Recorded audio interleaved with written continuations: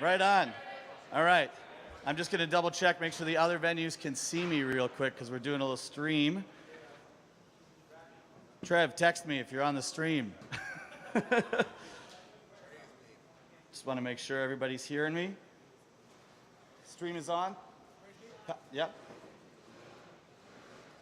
Probably should have done this before I stood up here, but that's life. All right. So awesome. Thanks for coming, guys. This is incredible. 192 people this year, so 64 more than last year, and just means we're going to need a bigger venue pretty soon. So that's awesome. I just want to give you guys a breakdown of how things are happening. I know we've sent you a lot of communications via email and stuff like that to let you know what's going on. Ian, are you just checking with Trev and Dustin to make sure they're on? Can you give me the green light? Are they on there? All right, we're going to hope that they're on here. Okay, so a couple of key things. Oh, there we go. This is going to be all good. All right, so first round, 2 out of 3. 128 people are doing 2 out of 3. 64 people based on rank got a bye from the 2 out of 3 round, and they're going to start in at 3 out of 5. Before your first match, as always, you get 3 warm-up throws, but after that, no more, all right? But that will matter when you get to those other rounds and those top 64 people are in.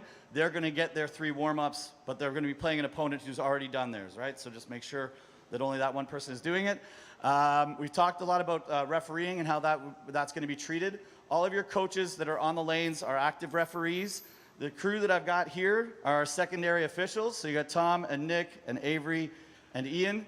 They're all secondary officials, so they're going to be floating around to make eye contact with the referees on the lanes if they need a second opinion, all right? If they got a really close call, they want to get somebody in there and make that judgment call correctly. We are not going to be making judgment calls on each other, all right? So please do not enter the lanes. Don't go rushing in to look at a close clutch call or any of that stuff, right? Only the throwers are in the lanes. Let the referees make the calls, okay? So yeah, secondary targets there. I do want to touch on one thing just to make sure everybody's clear on it, and that's about target manipulation with the blade of your axe. Make sure that you're not hitting the target with the blade of your axe. Now that the tournament has started, no manipulating the axe with your blade. If there's some wood falling out of the target and you want to get that piece back in there to maintain the integrity of the bullseye or something to that effect, use the back of your axe. That's totally okay. But we don't want you up there softening up clutches and softening up bullseyes with the blade of your axe. That's kind of, over the last year, that's sort of slipped and become something that went a little too far. The targets are up there. We've got good quality wood. We've soaked the targets. You have to be able to throw on new wood. That's part of the sport. All right. So make sure we're not doing that. You will, if you got it in your reflex and you do that, the referees are able to give you a warning or potentially issue a fault. Same applies with your red line foot fault. They may not see it entirely, so they may let you know that they saw your foot on the line, and to be mindful of it.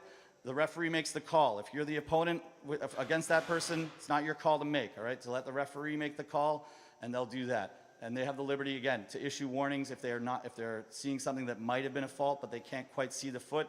They might issue a warning. They might issue that foot fault. But in all of the years of this tournament, I've only ever seen 1 foot fault. So I think we'll be fine.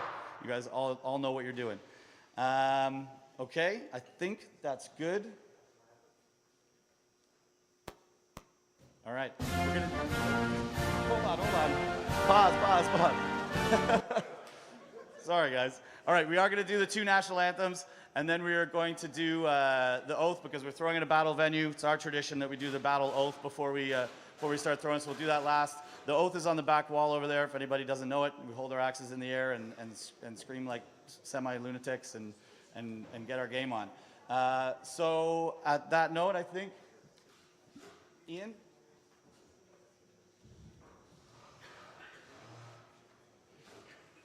Are they on the stream or no?